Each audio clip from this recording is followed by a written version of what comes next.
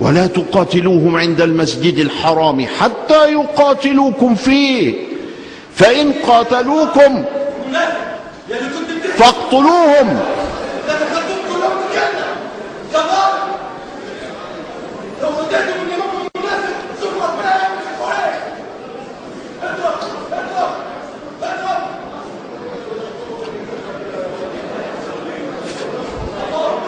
الشهر الحرام بالشهر الحرام والحرمات قصاص. النبي صلى الله عليه وسلم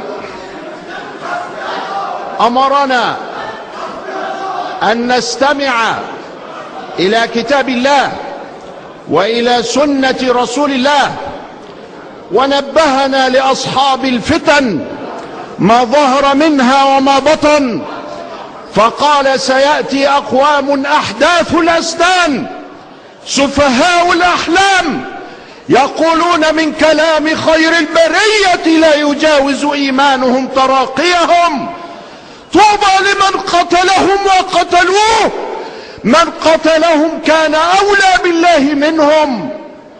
حذرنا رسول الله صلى الله عليه وسلم من كلاب النار، وقال: الخوارج كلاب النار.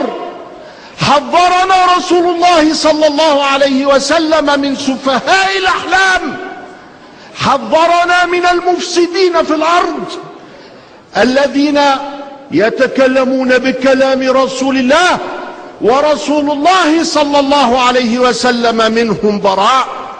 حذرنا من أولئك الذين يكذبون على الله ورسوله، حذرنا من أولئك الذين يتكلمون من غير معرفة ولا بيان ويتهمون المؤمنين في دينهم.